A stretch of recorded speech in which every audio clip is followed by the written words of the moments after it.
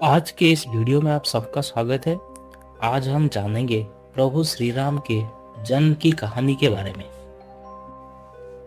भगवान राम के जन्म की कथा अयोध्या के गौरवशाली नगरी से शुरू होती है, जो धर्मात्मा दशरथ का राज्य था।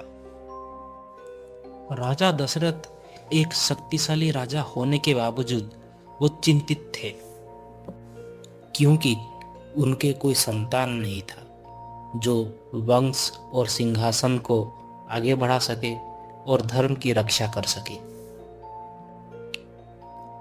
ऋषियों के परामर्श पर उन्होंने पुत्र प्राप्ति के लिए पुत्र कामेष्टि यज्ञ नामक एक पवित्र अनुष्ठान किया।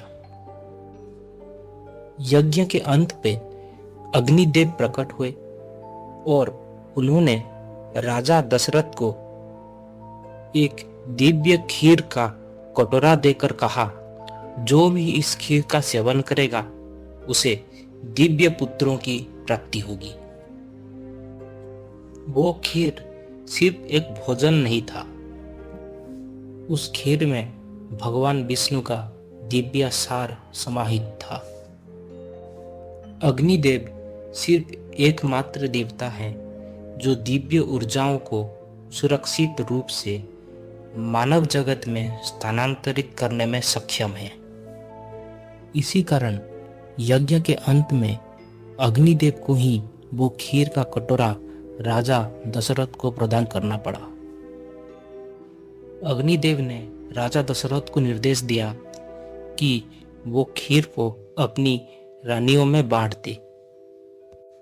खीर के आधा भाग रानी कौशल्या को, एक चौथाई रानी कैकेयी को और बची हुई एक चौथाई रानी सुमित्रा को बांटने का निर्देश दिया।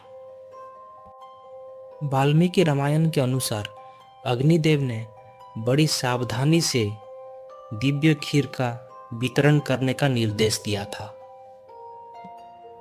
कौशल्या राजा दशरथ की प्रधान और पहली रानी थी। वैदिक परंपरा के अनुसार पहला और सबसे बड़ा आशीर्वाद पहली रानी को ही दिया जाता है। इसी कारण अग्निदेव ने खीर का आधा हिस्सा रानी कौशल्या को देने का निर्देश दिया, क्योंकि केवल वही भगवान विष्णु के पूर्ण दिव्य अवतार को धारण कर सकती थी। समय बीतता गया और चैत्र शुक्ल नवमी के पवित्र दिन में रानी कौशल्या ने भगवान विष्णु के 7वें अवतार भगवान श्री राम को जन्म दिया।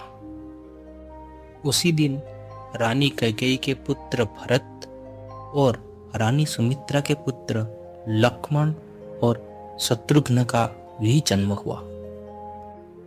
हिंदू ज्योतिष में भगवान राम का जन्म सबसे शुभ और संरक्षित जन्म कुंडली में से एक माना जाता है, जो धर्म, संतुलन और दिव्य व्यवस्था का प्रतीक है।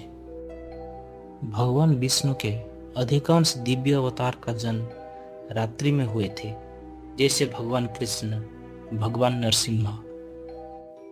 लेकिन प्रभु श्री राम का जन्म दोपहर में हुआ था, जिस समय आसमान में सूर्यदेव उपस्थित थे।